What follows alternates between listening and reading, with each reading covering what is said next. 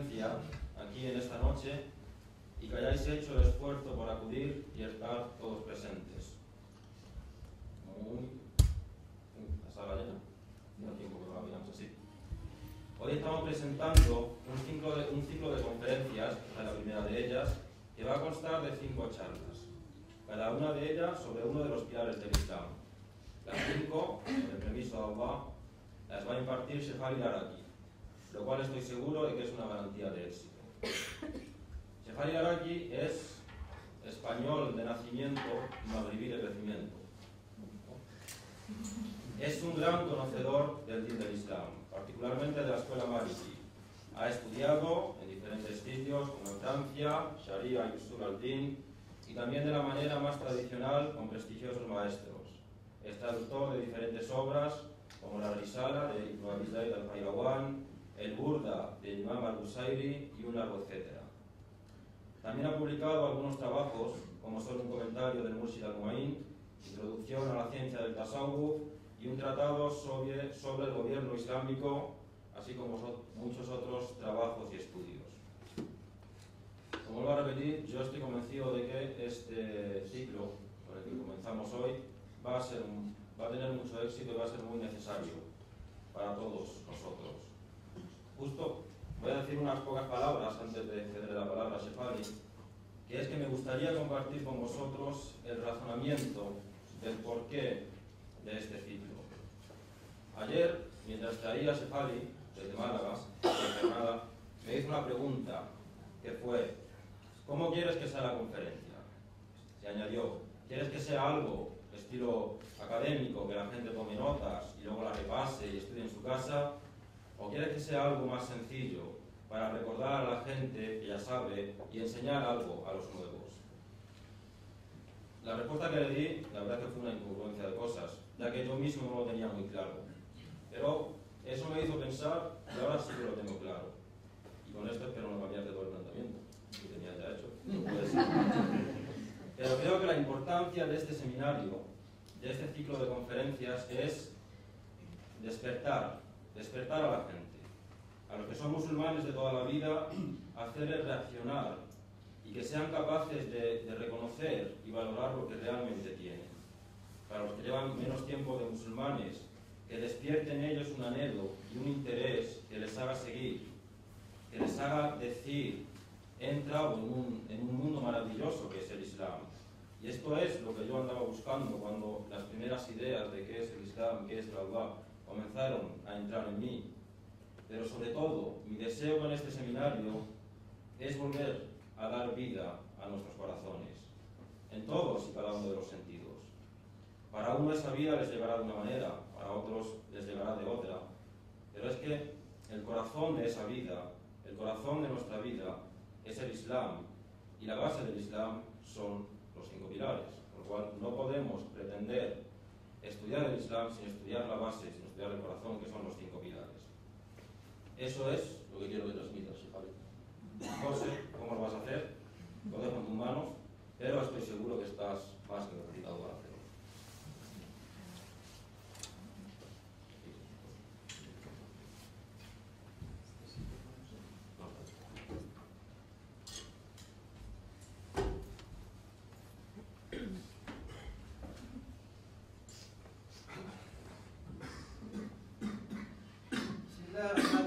والصلاة والسلام على خير المرسلين ولا حول ولا قوة إلا بالله العلي العظيم. اللهم علمنا ما ينفعنا وانفعنا بما علمتنا إنك أنت العليم الحكيم.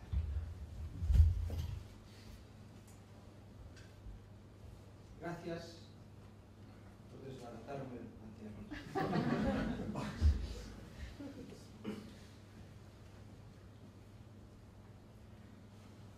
Como bien como se sabe, la primera conferencia de este ciclo de conferencias va a ser sobre el primer pilar del Islam, que es la shahada, o pues, también la shahadatain, la doble shahada. Eso sería un nombre más preciso. Hablar de la shahada es todo un océano, porque en la shahada está contenido todo el Islam. es difícil y va a tener que dejar cosas fuera. Va a tener que dejar cosas sin mencionar, porque hablar de Risala es hablar de todo el Islam. Y no creo que tengamos horas suficientes para hablar de todo el Islam. Entonces, voy a plantearlo de una manera que se quede en las mentes de las personas y en los corazones de las personas una, digamos, estructura básica que sirva para el resto de nuestras vidas a medida que vayamos adquiriendo y acumulando conocimientos.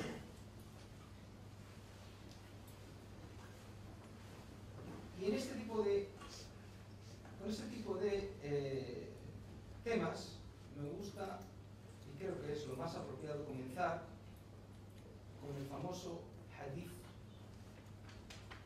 Jibril. No voy a recitar todo el hadith, ni voy a nombrarlo todo, o a leerlo todo, primero porque es un hadith muy conocido, todo el mundo debería de conocerlo, y el que no lo conozca, que haga lo suyo para conocerlo. Es un hadith que es llamado por los ulama Ummul Ahadith. Hay quien lo traduce como la madre de los hadiths, pero a mí no me gusta traducirlo así, me gusta traducirlo como la matriz de los hadiths, porque de ahí, en ese hadith está contenido todo el Islam, o todo el din, mejor dicho. Estoy segurísimo que lo han escuchado muchas veces, pero voy a repetir los elementos más esenciales de dicho hadith de un modo resumido para que se quede en nuestras mentes aquello que yo quiero resaltar de dicho hadith. El hadith es transmitido generalmente por Sidna Umar ibn Khattab, el segundo califa del Islam, en que cuenta que están reunidos los sahabas, los compañeros del profeta, lo que pasa con él, y de repente un desconocido llega, una persona que no es conocido por ellos, lo describe ligeramente en el hadith, se sienta delante del profeta sallallahu alaihi wasallam, de un modo que denota familiaridad con él, y le formula varias preguntas. De las preguntas que le formula al profeta sallallahu alaihi wasallam, esta persona que al principio del hadith nos es descrito como un desconocido, hay tres preguntas esenciales. ¿Mal Islam? أخبرني عن الإسلام. أخبرني عن الإيمان. أخبرني عن الإحسان. Infórmame qué es el Islam, infórmame qué es el Imán, infórmame qué es el Islam. Hay más preguntas, pero no voy a hablar de preguntas sobre SAC, sobre la hora del juicio, pero no es aquello de lo que quiero hablar específicamente. Quiero hablar específicamente de estos tres elementos. ¿Qué es el Islam? ¿Qué es el Imán? ¿Qué es el Ihsán? Y el profeta sallallahu alaihi wasallam le responde.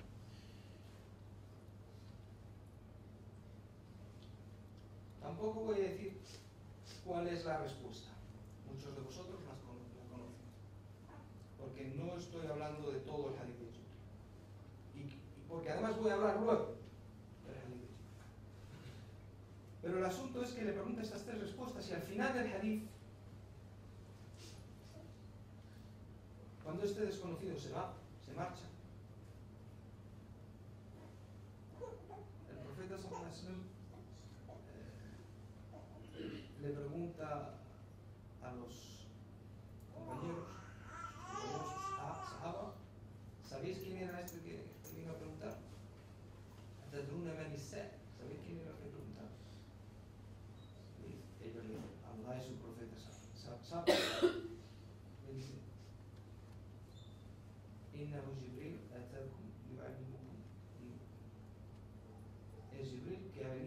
enseñaros din, vuestro din. Y la clave de todo el hadith es la última palabra. Dinakum, vuestro din. Porque de ahí lo que derivan los ulama es que el dinu du thalath. El din tiene tres partes: Islam, Iman, Ihsan. Todo el mundo sabe cuáles son los 5 pilares del Islam, ¿no? Cualquier musulmán sabe, y muchos no musulmanes saben cuáles son los 5 pilares del Islam. Pero estoy seguro que hay mucha gente a la que yo preguntaría, ahora que la pudiésemos preguntar, ¿cuáles son las partes del din? Y a lo mejor te miraría, ¿cómo? El din tiene 3 partes: Islam, Iman e Ihsan. Del Islam, la ciencia que se estudia para conocer el Islam es la ciencia del fiqh. La ciencia que se estudia para conocer el Iman es la ciencia de al-aqida. La ciencia que se estudia para conocer el Ihsan es el tasawwuf. Esta es la estructura básica. Y basándome en esta estructura básica voy a hablar de la shahada. Entonces, es la introducción de la conferencia. Todavía no he empezado. Ahora empiezo.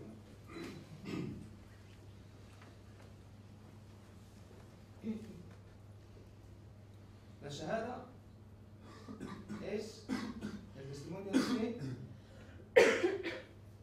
en que la persona da fe de que no hay más Dios que Allah y de que Muhammad es el mensajero de Allah. Ashhadu an la ilaha illallah wa ashhadu anna Muhammadan rasulullah.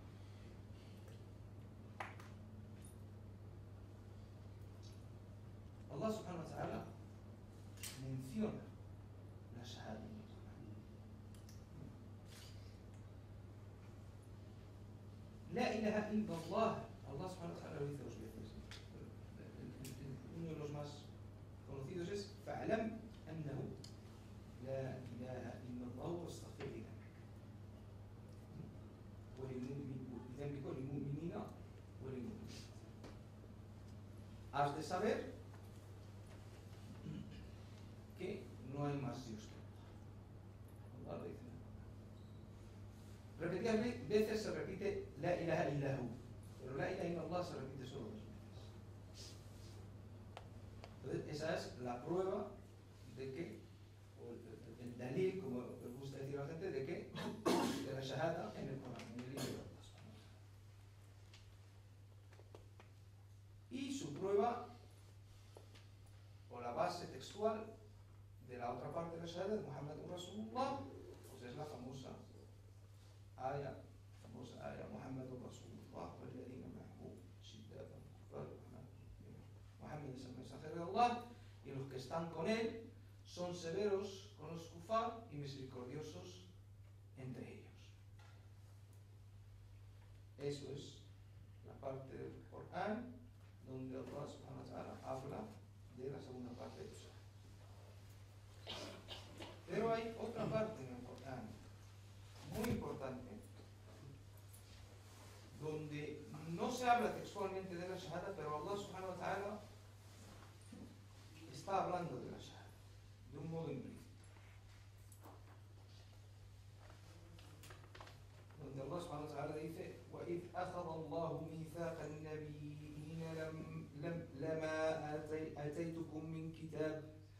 لَمَا آتيتكم من كتاب وحكمة ثم جاءكم رسول مصدق لما معكم لتؤمنن به ولتنصرنه قال أقررتم وأخذتم على ذلكم إصري قالوا أقررنا قال فاشهدوا وأنا معكم من الشاهدين. صدق الله العظيم. El significado de la cual es: y ten presente el compromiso que Allah pidió a los profetas. Os damos parte de un libro y de una sabiduría.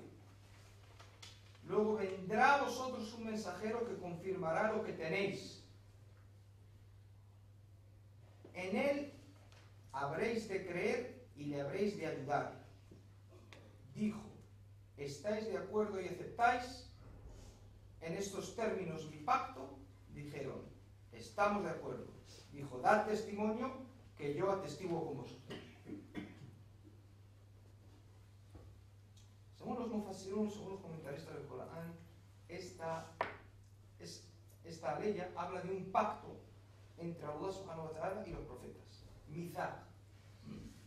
Entre Allah subhanahu wa ta'ala y los mensajeros. Como sabéis, la creencia común de todos los mensajeros es La ilaha illallah. Todos los mensajeros de Allah, la paz sea con ellos, desde el primero, Sidna Adam, hasta Sidna Muhammad, sus enseñanzas es La ilaha illallah. Pero todos los mensajeros dieron fe no solamente de La ilaha illallah, sino de Muhammadun Rasulullah. Porque dice claramente, ثم جاءكم رسول مصدق لما معكم لتؤمنن به ولتنصرنه. Luego vendrá a vosotros un mensajero que confirmará lo que tenéis. En él habréis de creer y le habréis de ayudar. Los mufassirun dicen, Allah subhanahu wa ta'ala está hablando con los mensajeros, la base con ellos, del profeta Muhammad sallallahu alaihi wasallam. Y ellos lo confirman. قالوا أقرارنا. Sí, estamos de acuerdo. قال فاشهدوا وأنا معكم من الشهادة. Entonces dan fe. Esa fe que dan es أشهد أن لا إله إلا الله وأشهد أن محمدا رسول الله. Entonces أشهد أن لا إله إلا الله وأشهد أن محمدا رسول الله es la profesión de fe no solamente de los musulmanes, sino de todos los mensajeros. Desde el primer mensajero, Adam alayhi salam, pasando por todos los mensajeros, incluyendo Sidna Isa, Sidna Musa, Sidna Ibrahim, etc., hasta Sidna Muhammad. La ilaha illallah, Muhammadun Rasul. Es el pacto que Allah subhanahu wa ta'ala tenía con todos los mensajeros. Y por lo tanto, con todas las comunidades de dichos mensajeros.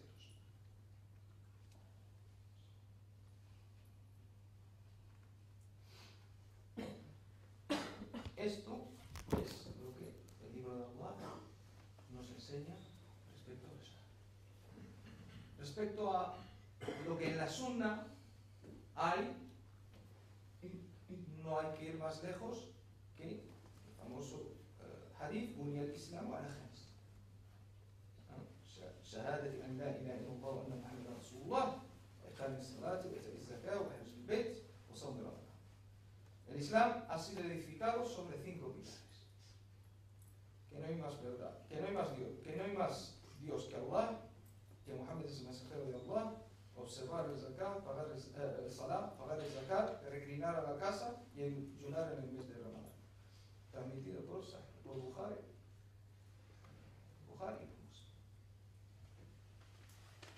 Otro elemento de la Sunna del profeta sallallahu alaihi wasallam, donde se habla de la shahada, es el famoso hadith de Jibril. Por eso dije, voy a volver al hadith de Jibril. Ante la pregunta, akhbirni al-Islam, ya Muhammad, akhbirni al-Islam, oh Muhammad, infórmame qué es el Islam. El profeta sallallahu alaihi wasallam respondió, أن تشهد أن لا إله إلا الله وأن محمدا رسول الله تقيم الصلاة وتؤتي الزكاة وتصوم رمضان وتحج البيت. El Islam es testificar que no hay más Dios que Allah, que Muhammad es el mensajero de Allah, establecer el salat, pagar el zakat, ayunar en Ramadán y peregrinar a la casa de Allah si puedes. Entonces, con esto hemos establecido lo que dice dice Allah subhanahu wa ta'ala sobre la shahada y lo que dice el profeta sallallahu alaihi wasallam sobre la shahada.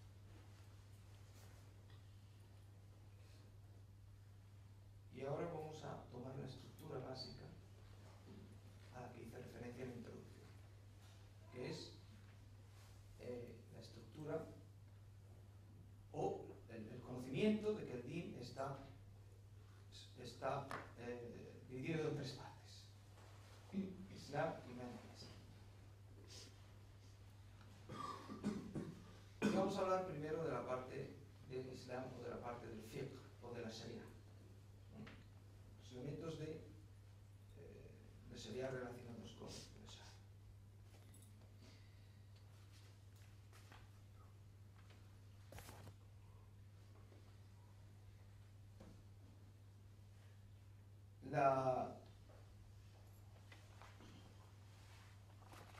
Dice Wahid ibn Ashir en el Rushd al-Mu'in: قواعد الإسلام 5 واجبات وهي الشهادتان شرط الباقيات. Me quiero concentrar en eso. Los pilares del Islam son 5 obligaciones y son el testimonio de fe, la shahada, shahadatan, el doble testimonio de fe, que es la condición de validez del resto. Shartu baqiyat. El salah no vale si no existe. El siyam, el ayuno, no vale si no existe. El zakah no vale. Es la condición sine qua non, la condición sin la cual los actos son aceptados por Allah subhanahu wa ta'ala o son válidos. Ese es el elemento de una sharia, uno de los elementos de una sharia. Otro elemento es que la shahada, que es proferida por una persona, es lo que confirma que esa persona es musulmán. Legalmente hablando. Si una persona manifiesta externamente la profesión de fe y dice esa persona legalmente, jurídicamente es una sharia musulmana. Por lo tanto, si es una mujer, solo se puede casar con un musulmán. Si es un hombre, solo se puede casar con una musulmana o una cristiana o una judía. Si muere, su herencia se divide según está especificado. Tanto sea hombre como si es mujer. Se le entierra en un cementerio musulmán. Se le hace los rituales de lavar y tal, etcétera, según especifica la sharia. Entonces, hay consecuencias legales cuando una persona manifiesta externamente la shahada. Si no la manifiesta, no sabemos.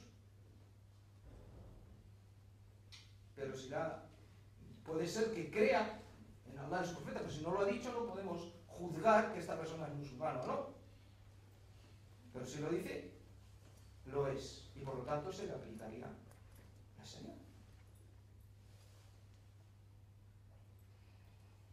Eso no significa que sepamos lo que hay en su corazón, porque puede ser que diga eso, pero lo que hay en su corazón, eso es otra cosa. No nos metemos en eso porque estamos hablando desde un punto de vista estrictamente jurídico y legal, desde el punto de vista de la sharia.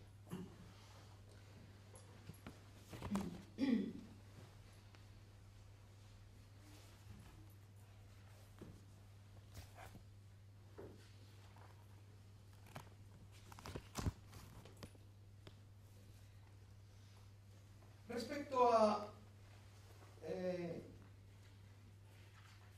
otros elementos en que la shahada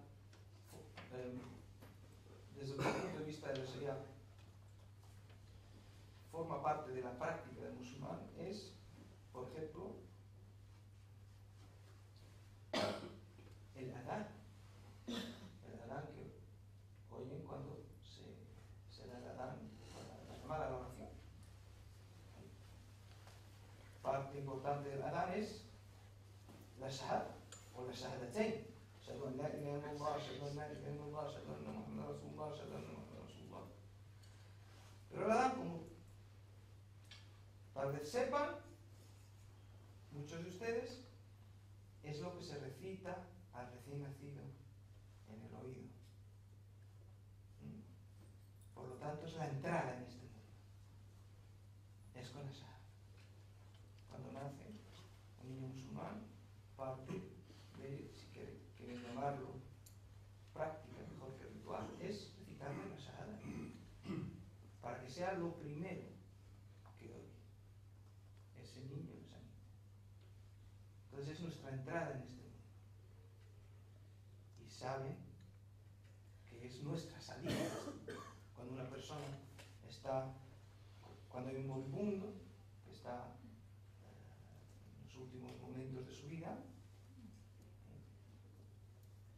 es importante que las últimas palabras que pronuncie sean la shahada, para que sea lo último que diga antes de salir de esta vida. No me voy a meter en los detalles como de cómo se le dice. Hay un modo determinado de hacerlo, porque estamos hablando de generalidades, no vamos a ir a los detalles, pero eso es uno de los momentos importantes de esa, cuando entramos en esta vida y cuando salimos de esta vida. En el Adán, las 5 oraciones. En el Iqama, cuando la oración está a punto de realizarse, después de hacer el wudú. Ashhadu an la ilaha illallah, ashhadu anna Muhammadan rasulullah, vamos a venir nuestro huevín, pues a venir, tiene mucho tajer. Es un dua que también se hace, que incluye el shahada. Entonces, forma parte de nuestra vida en la oración. Cuando estamos haciendo el tahiyyat, ashhadu an la ilaha illallah, wahdahu la sharika lahu, ashhadu anna Muhammadan abduhu wa rasuluhu. Es también el shahada. Forma parte de nuestra práctica cotidiana y de los momentos importantes de nuestro tiempo, de nuestra vida. Los momentos importantes de nuestra vida es cuando entramos, cuando venimos, cuando salimos, cuando nos vamos, y los 5 oraciones. Porque as-salatu imad. El-salat es podríamos decir, el pilar o la columna del día. El salah es lo primero que Allah subhanahu wa ta'ala nos va a preguntar el día del juicio. ¿Ha hecho usted el salah? Sí. Procedamos a la contabilidad de las acciones. ¿No ha hecho salah? No hace falta hacer la contabilidad. Son los momentos importantes de nuestra vida. Son los 5 momentos en que desconectamos de la cotidianidad, del tiempo, del hilo, del fluir temporal y conectamos con la eternidad.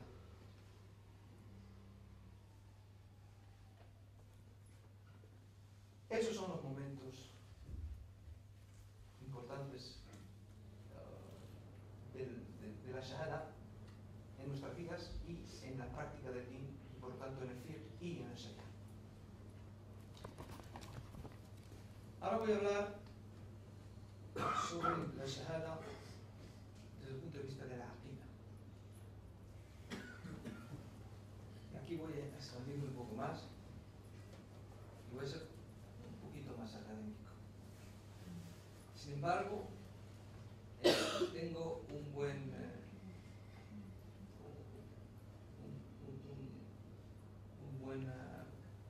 pretexto o una buena presentación. Me voy a basar prácticamente en lo que dice el Sheikh Mohammed ibn Habib al-Amghari, rahimahullah, en su famoso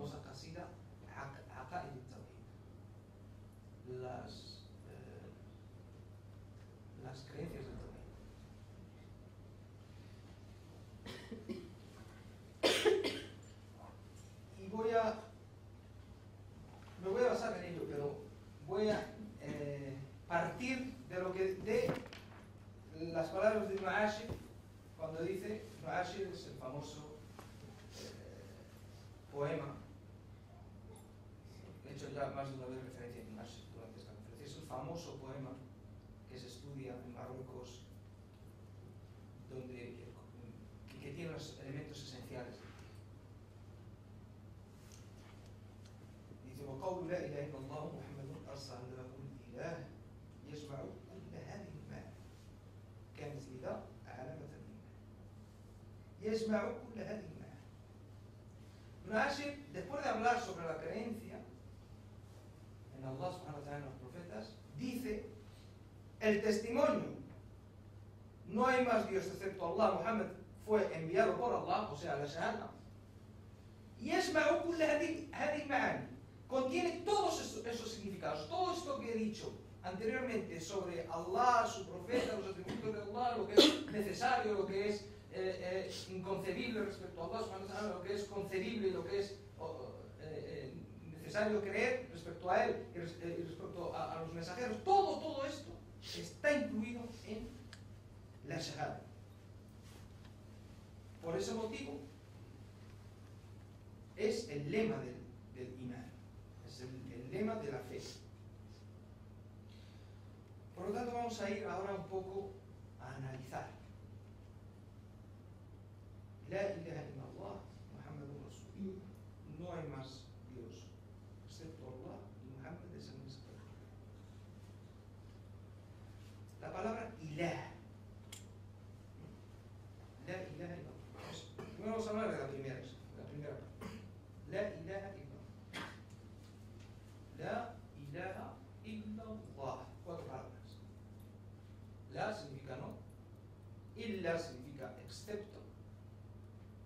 Allah, ¿sabéis lo que es? Lo que significa ilah. La definición de ilah, que traducimos como Dios, esa es la traducción, pero su definición es al-mustaghni an kulli ma siwah, al-muftaqir ilayhi kullu man ada. Aquel que no depende de nada y del cual todo depende. Esa es la definición de ilah. Aquel que no depende de nada y del cual todo depende.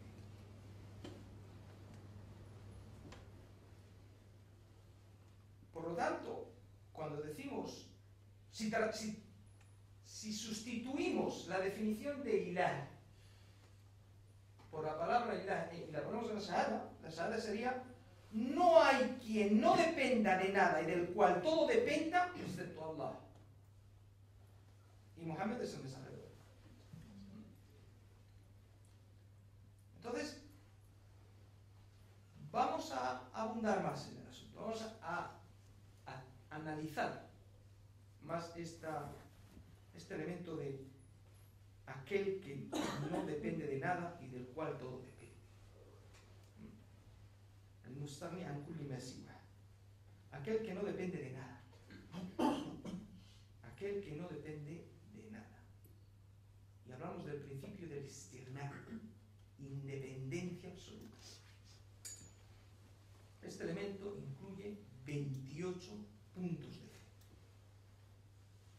28 puntos que voy a enumerar. Al-wujud, al-qidam, al-baqa, al-ghina al-mutlaq wa mukhalafatuhu lil-hawadith. La existencia de Allah, la eternidad, o sea, el no comienzo, al-baqa, el no final, al-ghina al-mutlaq, la independencia absoluta, mukhalafatu lil-hawadith, total diferencia con los seres creados. ¿Cuánto llevamos? 5. As-sam', el oído, al-basar, la vista, al-kalam, la palabra, كونه سميع hecho de ser, en español se diría oidor, posesor del oído es el oyente. Basir, vidente. Mutakallim, hablante. ¿Cuántos tenemos? 11. Hay que distinguir entre tener el oído y ser oyente. Se hace una distinción. No me voy a meter en los elementos de Kalam, porque hay una historia detrás de todo esto. ¿Por qué se hace esta distinción? Sería un poco largo. Me saldría del tema. Tenemos 11. Añado otro más. Tanazzuh anil aghrad. Estar exento de objetivos. Significa que Allah no tiene objetivos. Voy a explicar. Allah no necesita algo, no tiene una necesidad de algo por lo cual necesita que esa cosa exista para que él llegue a ese objetivo.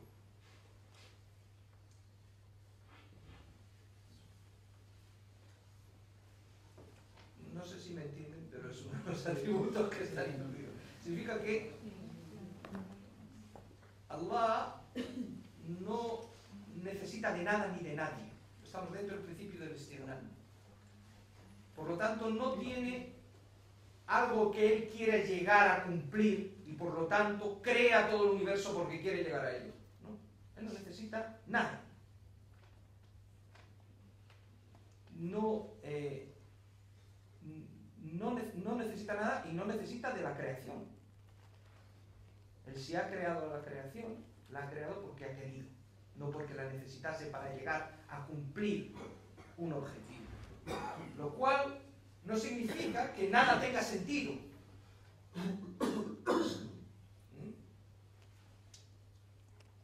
Allah lam yakhluq ad-dunya li gharad, khalaqaha li hikmah. Allah no ha creado el mundo porque tenga un objetivo que quiera cumplir y necesite crear el mundo, porque es absolutamente independiente. Pero hay una hikmah, hay una sabiduría en la creación del mundo. No una necesidad de él. Él no lo necesita. Ese es el número 12. El número 13, عدم وجوب فعل شيء عليه أو تركه. No estar obligado a hacer algo o a no hacerlo. Allah subhanahu wa ta'ala no está obligado a hacer nada, ni está obligado a no hacer nada. O sea, eso significa que si Allah subhanahu wa ta'ala no está obligado a dar el jardín al que le obedezca. Dar el jardín al que le obedezca porque él quiere, pero no es una obligación. O sea, uno no va al día del juicio y dice, vamos a ver, Allah, yo he hecho esto, yo me dejo el jardín. Eso no se puede, eso no es así. Es su fadl, es su generosidad. Pero no está obligado a ello. Si él hubiese querido, daría todo ese fuego. Y nadie le puede decir que yo no. ¿Qué le vas a decir a Allah? Yo me acuerdo una vez una persona cercana a mí, la hija de esa persona se murió en un accidente. Vamos, su madre, yo voy a comer esta tarde de carnaval. Y nunca. Cuando encontré a la persona, le di el pésame y me dice, ¿por qué, Dios? Pero ¿cómo que por qué? Nadie le puede pedir cuentas a Allah. Es Allah el que nos pide cuentas. Nosotros no podemos decirle, oye, ¿por qué? qué? Pero ¿usted quién es para pedirle a Allah nada? Él tiene que dar ninguna explicación de por qué le ha creado a usted o de por qué se ha llevado a su hija. No está obligado a hacer nada. En absoluto. Ni está obligado a no hacer, a lo contrario. Ni hacerlo ni no hacerlo. Si estuviese obligado, pues habría algo por encima de él, una ley por encima de él que le obligaría a hacer determinadas cosas. Ese es el número 13. El número 14 es que nada ejerce un efecto sobre nada en virtud de un poder que Allah ha creado en esa cosa.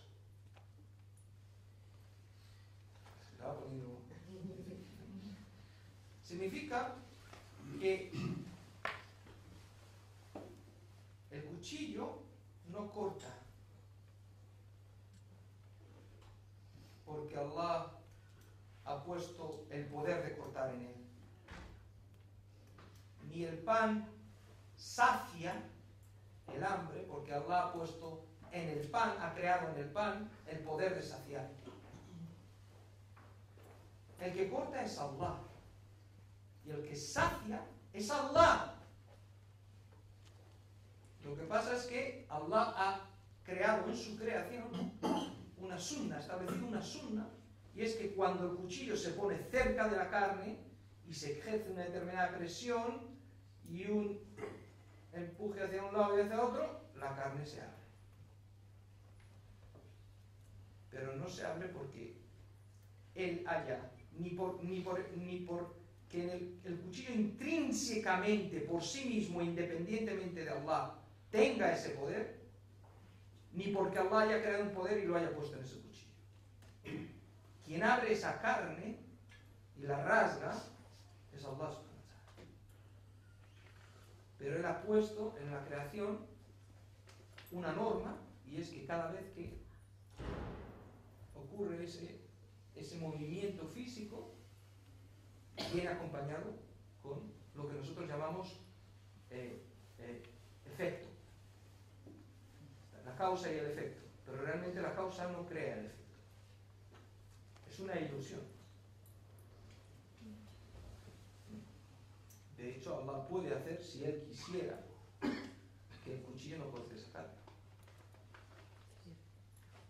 Y sabemos que el Eid que hacemos, el Eid al-Kabir, el Eid al-Adha, en la fiesta de sacrificios, precisamente por eso. Porque Allah hizo que el cuchillo no cortase la carne de Sidna Ismail. Cuando Allah ordenó a Sidna que degollase a su hijo. ¿Cuántos son? 14. 14 puntos, es decir. Bueno, pues los opuestos a estos 14, la imposibilidad de los opuestos, suma 28. Ya tenemos 28. Y todos estos 28 puntos de fe están incluidos en la parte de la shahada que implica el principio de istighna, de aquel que no depende de nada. Ahora vamos al otro principio, que es el principio de iftiqar, que es la dependencia, aquel del que todo depende. Aquí hay 22. Número 1, su poder, el poder, al-irada, su voluntad, al-ilm, conocimiento, al-hayat, su vida, kaunu qadiran, ser poderoso, tener voluntad, o sea, en español se diría murid, sería voluntarioso,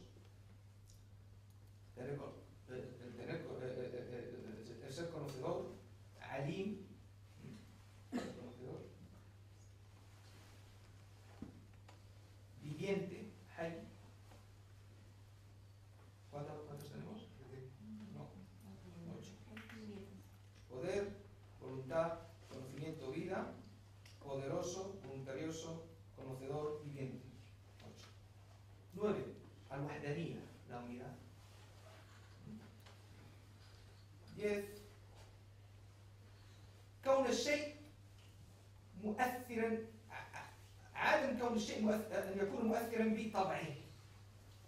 Esto es muy parecido a lo del cuchillo.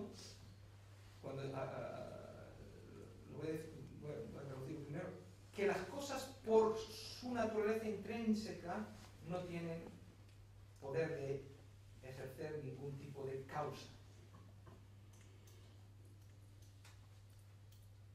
sobre nada. O sea, dijimos que el cuchillo no cortaba porque Allah haya creado el poder de cortar en él. Y la segunda parte, que es algo más intenso, es que el cuchillo no corta, no ya porque Allah haya creado un poder en él, sino porque en sí mismo pueda cortar. Voy a definir los dos elementos para que vean la diferencia.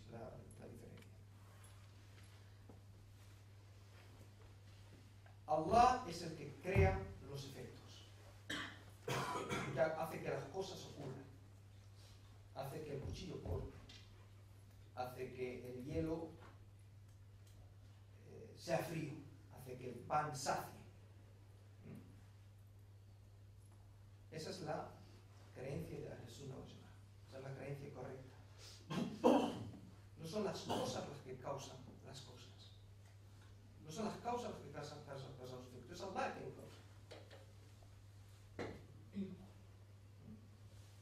Aquí nos cargamos la ciencia moderna. Sin embargo, Hume estaría totalmente de acuerdo con nosotros. Famoso filósofo británico, ese es uno de sus principios, es que la causa no crea el efecto. Para nada. Son dos fenómenos que ocurren, que están juntos en la creación, pero uno no tiene en sí mismo, intrínsecamente, el poder de producir el otro. Quien lo produce es un tercer elemento que es Allah subhanahu wa ta'ala. Es un tercero que es Allah. Es el que hace que lo segundo ocurra.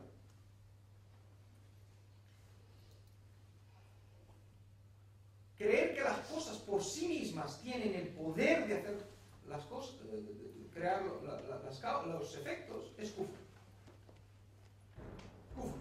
Kufr significa increencia, incredulidad. Decir, no. El cuchillo te corta. No es Allah que quiere, Allah no tiene nada que ver con esto, el cuchillo te corta. Eso es kufr. Es así. Y que dice, no, Allah no tiene nada que ver con esto. Es el cuchillo el que te ha cortado, o es la persona que ha disparado el que te ha matado. Desde el punto de vista de Islam Mufasir. Estamos hablando desde el punto de vista ontológico, de la realidad. El que ha matado a esa persona es Allah. Ha decidido, antes de que creía que fuese creado esa persona, o el que le mató, que esa persona ese día iba a dejar de vivir. Entonces, el creer que alguien tiene poder de hacer algo independientemente, totalmente independientemente de Allah, eso es kufr. Creer que no es totalmente independiente, pero que Allah crea un poder y lo pone en esa persona o cosa y es capaz de crear el efecto, eso es vida. Eso es desviación. No llega a ser kufr, no llega a ser incredulidad, pero es una creencia desviada. La creencia correcta es que es Allah el que actúa constantemente. Eso está.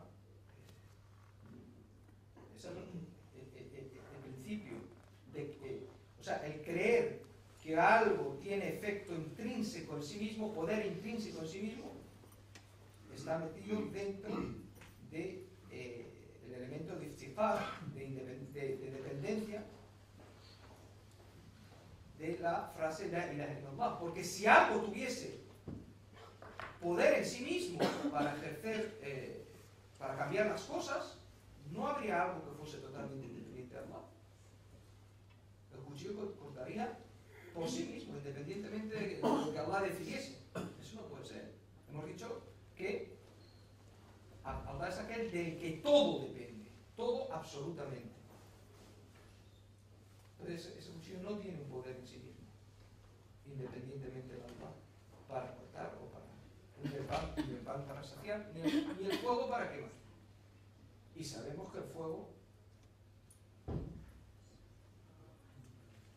quema, pero sabemos que ha habido un momento histórico en que el fuego no quemó. Así de Ibrahim.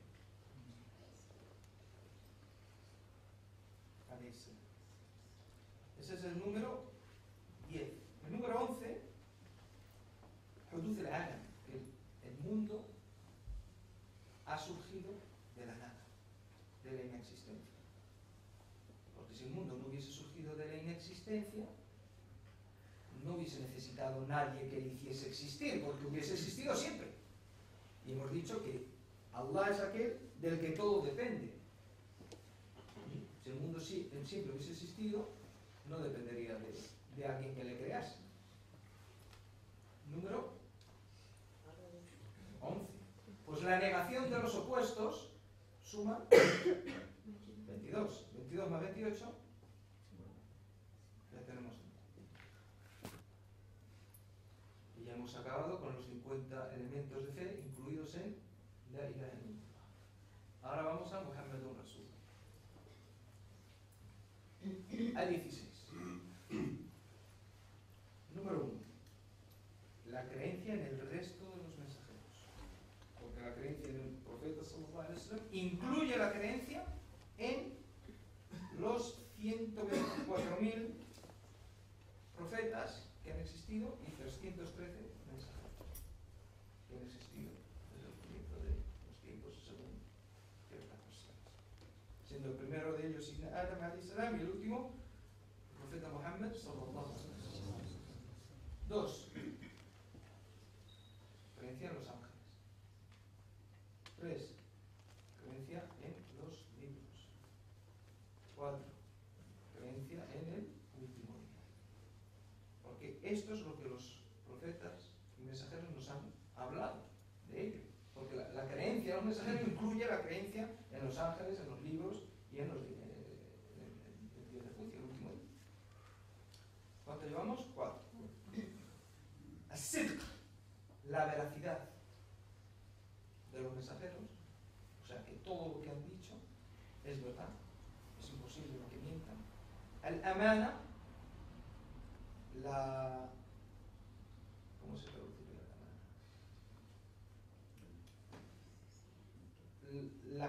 la total ser totalmente de confianza. Digno de confianza. Eso significa que todo lo que hacen, todo acto que haga un mensajero o un profeta, para ser sobre ellos, no puede ser un acto de desobediencia. Tiene que ser o fard, o mustahab, o jaiz. Es obligatorio, o permitido, o aconsejable, o permitido. No puede ser ni makruh, ni haram. Ese es el número 6. El 7, at-tabligh. Eso significa que todo lo que los mensajeros han transmitido todo que les ha sido ordenado que transmitan. Y jawaz al-a'rad significa que los mensajeros pueden sufrir condiciones humanas normales y naturales, como la enfermedad, como padecer hambre, padecer todo lo que los seres humanos padecemos, ellos también lo padecen. La posibilidad de ello, la permisibilidad de ello es el número 8. Entonces, la negación de los opuestos sería 8 más 8, 16. Entonces, 50 más 16 son 66. Estos 66 puntos de fe están incluidos en La ilaha illallah.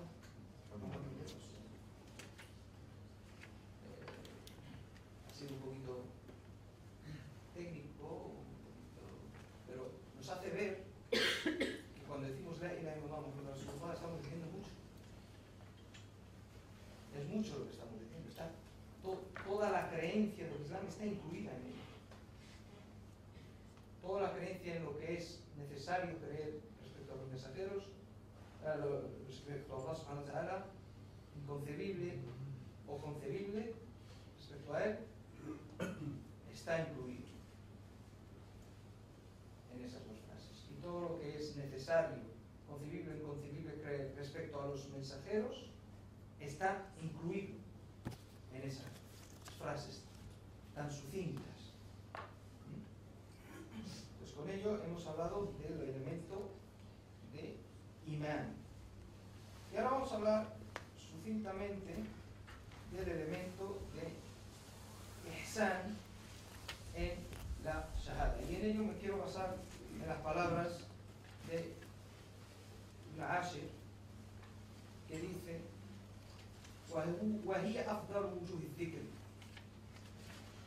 فاشغل بها العمر تفوز بالذكر. La shahada es el mejor de todos los recuerdos. Por lo tanto, ocupa tu vida con ello y podrás adquirir incontables tesoros. Ese es el consejo que nos da Ibn Ashir respecto a la shahada. Es el mejor elemento, el mejor dhikr que puede haber. De hecho, el profeta sallallahu alaihi wasallam dijo: lo mejor, afdalu ma qultu ana wa nabiyuna min qabli la ilaha illallah wahdahu la sharika lahu. Lo mejor que he dicho, que tanto los mensajeros que han venido antes que mí y que yo, es la ilaha illallah wahdahu la sharika lahu. Mejor dhikr que se puede hacer es la ilaha illallah Muhammad Rasulullah. Pero el dhikr de Muhammad Rasulullah generalmente lo hacemos a través de salah, ali, salawat a la Rasul. Es así como hacemos el dhikr de Muhammad Rasulullah. Allahumma salli ala sayyidina Muhammadin abdika wa rasulika nabiyyi wa ala alihi wa sahbihi. Ese es el dhikr de Muhammad Rasulullah. El dhikr de la ilaha illallah y el dhikr de Muhammad Rasulullah es lo mejor que podemos decir. Porque la puerta a la ilaha illallah y la comprensión correcta, no intelectual, sino existencial y espiritual de lo que significa la ilaha illallah, solo se puede saber a través del conocimiento de Muhammad Rasulullah. Sin conocer al profeta sallallahu alaihi wasallam no podemos conocer a Allah. El tawhid correcto no existe si no hay Muhammad Rasulullah. Kalimat al-tawhid no es solamente la ilaha illallah, es la ilaha illallah Muhammad Rasulullah. Sin ello es imposible comprender. Es imposible comprenderlo porque es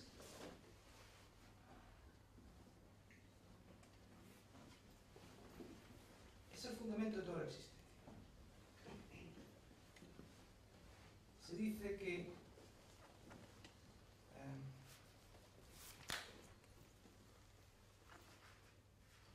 Allah subhanahu wa ta'ala dice en Surah Al-Baqarah: فَتَلَقَّى آدَمُ مِنْ رَبِّهِ كَلِمَاتٍ فَتَابَ عَلَيْهِ إِنَّهُ هُوَ التَّوَّابُ الرَّحِيمُ. Adán recibió de Allah algunas palabras y él aceptó su arrepentimiento. Ciertamente, él es el que acepta el arrepentimiento y el misericordioso. Esa es una historia que viene al principio del Corán, al principio del Surah Al-Baqarah, cuando Allah subhanahu wa ta'ala le dice a Sidna Adam de no comer de determinado árbol, y Sidna Adam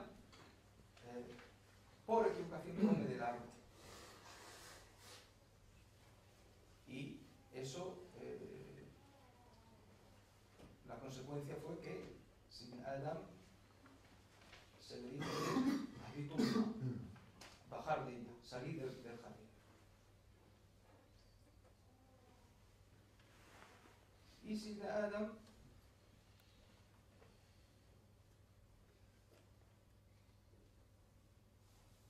le pidió perdón a Allah. Pero cómo le pidió perdón a Allah subhanahu wa ta'ala es muy importante porque ilustra muy bien esto. Suyuti rahimahullah dice en su famoso tafsir Durr al-Manthur, fi tafsir al-Manthur, cuando habla de esta leya, dice que Sidna Adam le pidió a Allah, le dijo: "As'aluka bihaq Muhammadin illa ghafarta li". Le pido por el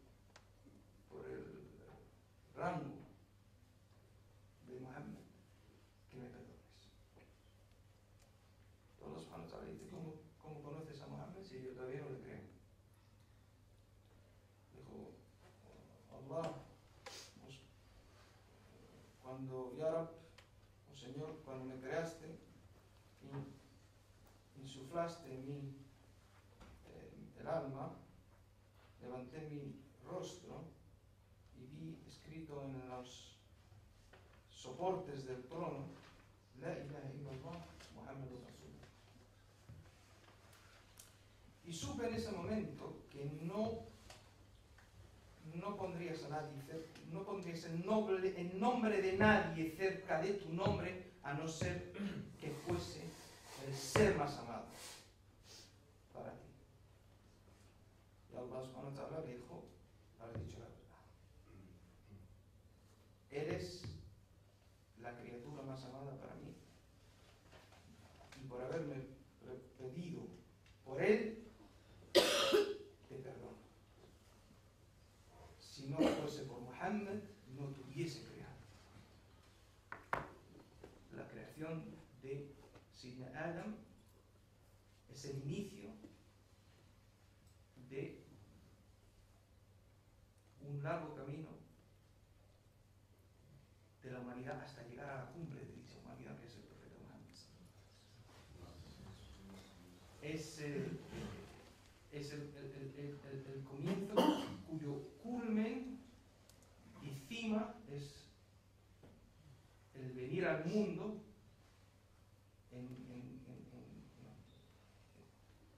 como ser humano del profeta Muhammad. Y la existencia del ser humano, o sea, la existencia de Sidna Adam está condicionada por la existencia de Sidna Muhammad. Si no hubiese sido por Muhammad, no tuviese creado. Si no fuese que yo quería la aparición de Muhammad, no tuviese creado. Y Allah dice en el Corán: Allah ha creado todo. Y en otros lugares del Corán también habla de los cielos y de la tierra. Todo ha sido creado para el ser humano, por el ser humano. Por lo tanto, todo ha sido creado para la aparición de Sidna Muhammad. La razón de la existencia de este mundo es la existencia del profeta Muhammad. Entonces, este valor tan elevado que tiene el profeta Muhammad es muy importante y mucha gente no lo sabe. Y se creen que lo importante es la ilaha illallah. Muhammad solo ha sido el mensajero que nos ha traído el mensaje, pero lo importante es la ilaha illallah. Si no entiendes Muhammad Rasulullah, y entenderlo es amarle.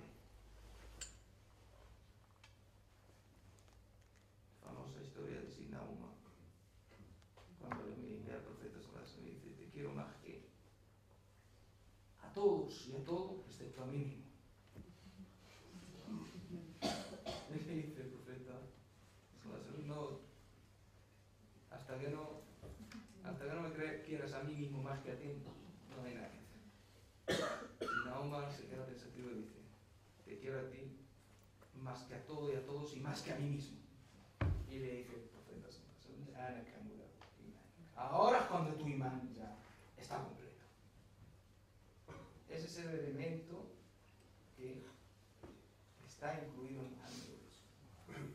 Sin ello no hay manera real de entender la ilaha illallah y de adorar a Allah como es debido a Allah. Y es un elemento que está perdido en esta época nuestra. La gente cree que es simplemente una especie de astaghfirullah, como si fuese un teléfono o un email. Es fundamental entender, para entender la shahada, como os he dicho, entender quién es el profeta. Si se entendiese quién es el profeta, y se le amase, como os he dicho, el musulmán no podría realizar las barbaridades que ciertos musulmanes realizan en ciertos lugares del mundo. Ciertas atrocidades que cuando una persona las escucha y las ve, no reconoce el Islam, cuando no reconoce al profeta.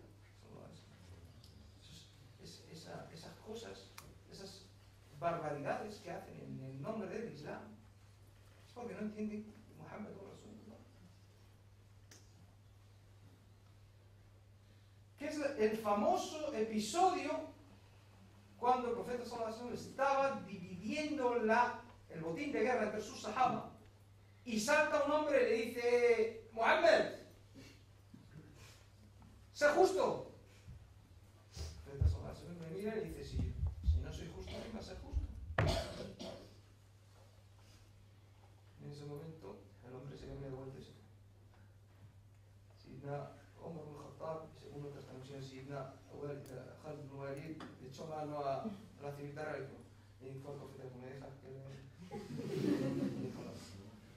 déjalo para que no digan que Muhammad mata a sus compañeros? Pero de la estirpe de este hombre saldrá gente que pasarán por el Islam como pasa la flecha a través de la presa. Cuando se dispara con una flecha, pero con mucha potencia, y atraviesa un ave, por ejemplo, la atraviesa del todo, debido a la fuerza y a la potencia con que pasa el proyectil. Cuando miras al proyectil no ha quedado ni siquiera rastro de sangre, no va a quedar ni rastro de sangre. Así pasaban por el Islam. Dice: recitarán el Corán, pero no les pasará por la clavícula, más abajo de la clavícula. Su oración, su salá al lado de vuestra salá os parecerá, vuestra salá al lado de la salá de ellos os parecerá, la vuestra os parecerá insignificante. Vuestro ayuno al lado del ayuno de ellos os parecerá insignificante, pero son los peores de la creación. El profeta sallallahu alaihi wasallam está hablando de los Jawarij. De esa mentalidad de que sí, aceptamos la ilaha illallah, y tú, Muhammad Rasulullah, sí, pero sé justo, ¿eh? O sea, eso significa no saber quién es Muhammad Rasulullah. Ese es el perfil mental de lo que es el jarijismo. Está basado en no entender quién es Muhammad Rasulullah, porque existe una falta de amor hacia el profeta sallallahu alaihi wasallam. Por eso el jarijismo es conocido por ser atroces asesinos de los musulmanes, los Jawarij. Y hoy por hoy vivimos en una época de neojarijismo. Jawarij Zudud, los nuevos Jawarij, son gente que no entiende qué significa Muhammad Rasulullah. لولا الواسطة لا ذهب كما قيل. Si no fuese por el intermediario, los fines los hubiésemos perdido. Si no hubiese sido por el profeta sallallahu alaihi wasallam, nunca hubiésemos sabido realmente quién es Allah. No hemos sido creados más que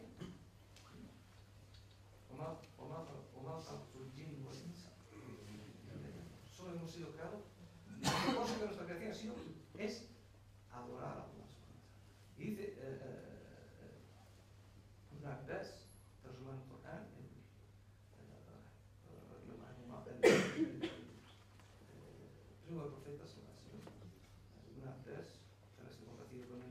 padre, que el profeta lo llamó el traductor del Corán, por su conocimiento que Allah le había dado.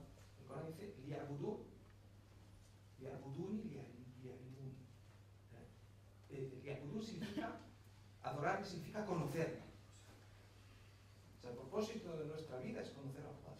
Nunca podríamos si no fuese por el profeta.